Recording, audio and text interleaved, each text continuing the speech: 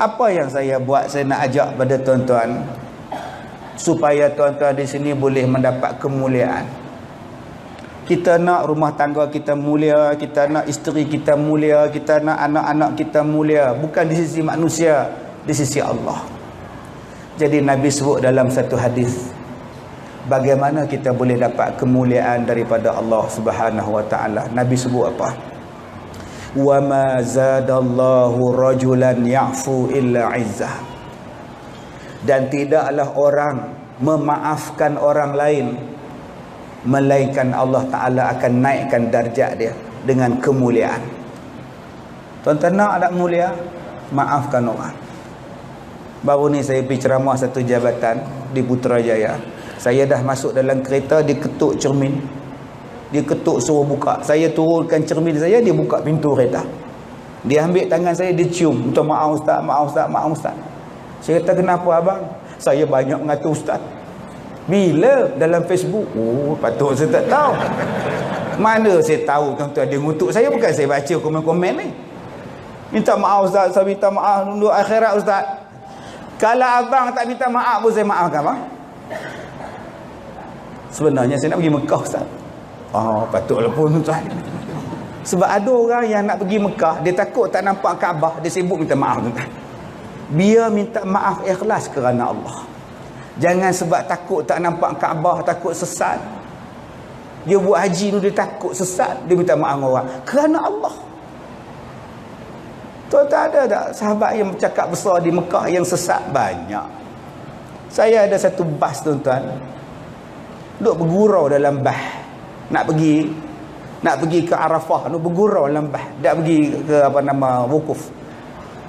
Tuan-tuan tahu dia bergurau macam mana? Labbaik Allahumma labbaik, labbaik la syarika laka labbaik, kalaka labbaik, kalaka jahat. Lama-lama sesat tuan-tuan, tak sampai ke Arafah tuan. Buat tuan-tuan duk kalaka labbaik, kalaka jahat, lalas sesat terus tuan. Tuan-tuan yang dirahmati Allah, jom jadi seorang yang pemaaf. Jangan ada sifat dendam dalam hati. Jangan ada sifat aku benci dengan dia. Jangan ada sifat maaf. Dia ni yang ngata ke aku hari itu. Dia ni yang tuduh aku hari itu. Yang ni yang fitnah aku hari itu. Dia ni yang hentam aku hari itu. Yang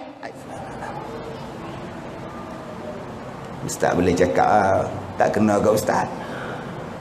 Tu saya kira lah, saya pun nasihat pada diri saya juga. Walaupun kena tak kena pada saya nasihat pada diri saya. Tuan-tuan tahu, saya sampai sekarang saya tak boleh minum air tebu. Tuan-tuan ingat saya tak teringin ya? Pergi sisi minyak tu, buka peti air tu, tengok air kotak, air tebu, letak balik. Tuan-tuan ingat saya tak teringin ya? Buka air tebu, letak balik. Lalah air mineral juga beli tuan-tuan. Sebab kalau saya minum air tebu, dada saya akan sakit. Saya tak boleh tidur pula. Tuan-tuan tak tengok ni, korban tuan-tuan ni. Korban kambing seekor RM900 masjid tuan-tuan ni. Satu bahagian lembu pula 650 ke berapa tadi ni? 670. Tuan-tuan ingat saya tak teringin ke daging kambing ni? Kambing bakar, kambing macam-macam lah, biryani kambing lah apalah. Saya tak berani makan. Bila saya makan tuan-tuan, dada saya ni dia jadi merah. Bila merah saya sakit tuan-tuan. Pakai baju pun sakit, kena kipas angin pun sakit. Tuan-tuan, saya hanya boleh tidur dalam kereta. Sebab tu saya suka ceramah. Bila saya ceramah, saya boleh tidur dalam kereta. Kalau saya tidur atas katil, tak mau tidur. Berapa tahun dah Ustaz? Berbelah-belah tahun. Saya tak pernah rasa nikmat tidur di rumah tuan-tuan. Sebab tu rumah saya bersih. Mop, iron, semua saya buat tuan-tuan. Tak ada kerja apa, iron langsung. Saya tak boleh tidur. Dah berapa lama Ustaz tak boleh tidur? Berbelas-belas tahun. Sakit tuan-tuan. Ustaz kenapa benar-benarnya Ustaz? Ustaz kenapa? Santau. Bila? Tahun 96. Teruk. Muntah darah. Muntah darah tuan-tuan. Saya makan nasi jadi ulat. Ingatan saya tak center. Macam-macam benda saya lupa. Rumah saya kena kacau, berkocak segala benda. Hidup susah. Nak pergi mengajar dah pakai jubah semua. Sampai depan pintu pingsan. Berbulan-bulan tuan-tuan. Saya duduk di hospital selama sebulan. Tak boleh buang air kecil. Tebuk di sini tuan-tuan. Doktor tak tahu apa sakit. Operate 4 kali. Belum masuk jantung. 4 kali saja operate perut. Bila dah dioperate tak ada benda yang nak dibuang. MRI nampak, CT scan nampak, X-ray nampak. Ada benda putih dalam ni. Kena buang. Bila belah tuan-tuan tak ada. 4 kali tuan-tuan. Lalah doktor kata kita mau buka lagi sekali ustaz. Ingat pintu buka tutup. Tak payah. Tuan-tuan, saya menderita berpuluh-puluh tahun, berbelah-belah tahun. Sampailah beberapa tahun yang lepas, suami isteri ni datang ke rumah saya. Dia kata, ustaz, saya minta maaf, kami minta maaf. Kami mengaku kami yang sihirkan ustaz. Saya senyum bila dia cakap. Saya ketawa lagi. Saya tahu. Ustaz tahu dari mana? Saya tahu. Bukan 6 orang ke? Mana lagi 4? Loh, ustaz tahu mana 6 orang? Saya tahu. Dia ingat saya bomoh ke? Sebab saya mimpi. Dalam mimpi saya, 6 orang ni keluar dalam mimpi saya. Ditunjuk satu persatu. Seorang isteri dia, 5 orang lelaki-lelaki. Saya jumpa di masjid, saya jumpa di pasar malam, saya jumpa di sekolah, saya jumpa dia. Saya tetap angkat tangan dengan dia. Sampailah bila dia datang rumah saya minta maaf. Saya kata, abang tak minta maaf pun saya dah lama maafkan abang. Dia peluk saya tuan-tuan. Rap bunyi badan saya ni. Yang tak peluk saya, isteri dia. Subhanallah. Adakah saya hanya bermuka-muka depan dia? Tak. Dia jadi anak murid saya yang paling depan sekali. Selepas pertemuan itu. Anak dia kahwin, saya datang. Dia letak saya meja VIP. Letak tinggi tu, Ustaz Kazim. Jangan duduk meja ni. Bila anak dia dapat cucu, saya yang cukur jambul anak dia. Bila dia meninggal, saya yang mandikan. Bila mayat dalam masjid, saya yang jadi imam tuan-tuan. Dia jadi orang yang rapat dengan saya. Satu benda pun saya tak simpan. Saya maafkan dia dunia akhirat. Saya tanya dia buat di mana? Adalah berapa ribu abang upah? 30,000.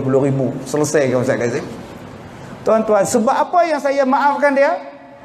Sebab saya berpegang pada hadis yang saya baca tadi. Kalau kamu nak kemuliaan, belajarlah memaafkan orang. Allah bagi kemuliaan. Tuan-tuan tengok hari ni Allah balas kamera saja 4. Bunga 1. Mikrofon tu subhanallah banyak tuan-tuan. Allah bagi tak kemuliaan, Allah bagi pada kita. Begitulah tuan-tuan. Kalau tuan-tuan nak bahagia dalam rumah tangga tuan-tuan, tolonglah maafkan isteri kita. Tolonglah maafkan suami kita. Tolonglah maafkan anak-anak kita. Tolonglah maafkan mak bapak kita. Jangan ada simpan dalam dendam hati tuan-tuan. Tuan-tuan tak akan dapat kemuliaan daripada Allah Subhanahu Wa Taala. Yang kedua, kenapa saya maafkan dia? Walaupun sakit, hanya Tuhan saja yang tahu. Tuan-tuan tak percaya dengan santau? Tuan-tuan, musim haji dah dekat. Nanti yang mana nak pergi haji, doa di Mekah. Ya Allah, berikan aku santau ya Allah. Dah tak percaya dengan santau sihir, minta tempat mustajab. Biar tuan-tuan rasa macam mana. Kenapa yang saya tuan-tuan, saya tak ada langsung perasaan benci pada dia? Sebab bila Dr. Manoharan dia operate saya, dia kata, Datuk, you pergi berubat. Ini bukan sakit biasa-biasa, ini black magic. You percaya black magic? Percaya. Sebab masa saya sekolah rendah dulu, tiap-tiap hari saya main. Itu pensel magic kata dia. Color magic nama dia. Ini magic kata dia. Black magic. Pergi berubat. Doktor India, bukan Islam, nama dia Manoharan. Doktor yang belah perut saya namanya Ding. Dia kata, you pergi cari ubat lah. Selepas itulah tuan-tuan saya menghadap ustaz, saya jumpa dengan ustaz, guru-guru, darul semua ni, tolong saya. Sama-sama kita minta pada Allah sembuhkan saya. Tuan-tuan, bila saya jadi macam itu, saya belajar perubatan. Saya belajar. Kalaulah saya tak sakit, saya tak akan belajar perubatan. Sebab tu tuan-tuan saya bersyukur. Jadi kalau abang-abang ni nak belajar perubatan, minta kena santau. InsyaAllah tuan-tuan. Yang mana faham, tak faham sudah tuan-tuan. Jadi saya belajar sungguh tuan-tuan. Alhamdulillah Allah Ta'ala izinkan. Dan saya tutup ceramah saya malam ni dengan satu ayat je. A'udzubillahi minasyaitonirrajim. Minha khalaqnakum wa fiha nu'idukum wa minha nukhrijukum taratan ukhra. Ayat ini saya baca untuk apa? Bila saya berhadapan dengan manusia yang beribu-ribu orang, saya tak tahu hati apa mereka. Ada yang pernah cekak baju saya, ada yang pernah lompat bahu orang datang nak ajak saya bertumbuk pun ada. Bila saya berhadapan dengan orang yang macam ni, Samsing tuan-tuan, saya baca ayat ni. Tuan-tuan duduk di sini, adalah Samsing jalan raya ke apa ke, baca ayat ni. Akak-akak suami garang panas baran, baca ayat ni. Anak-anak kita melawan, baca ayat ni. Orang datang serang rumah kita tuan-tuan. Tuan-tuan tahu ada orang bawa cuka tuan-tuan, bolang balir botol nak simbah muka saya. Saya baca ayat ni, tapi saya tak baca kuat-kuat. Jangan bila dia datang minha khalaqnakum, jangan tuan-tuan. Baca pelan-pelan boy dekat dia tuan-tuan. Dia letak balik cuka tu. Abang awak baliklah asid ni, pilah motong getah abang. Bukan simbah muka saya. Jadi tuan-tuan, ayat ini saya amalkan. Kalau anjing kejar tuan-tuan pun tuan-tuan baca ayat ini.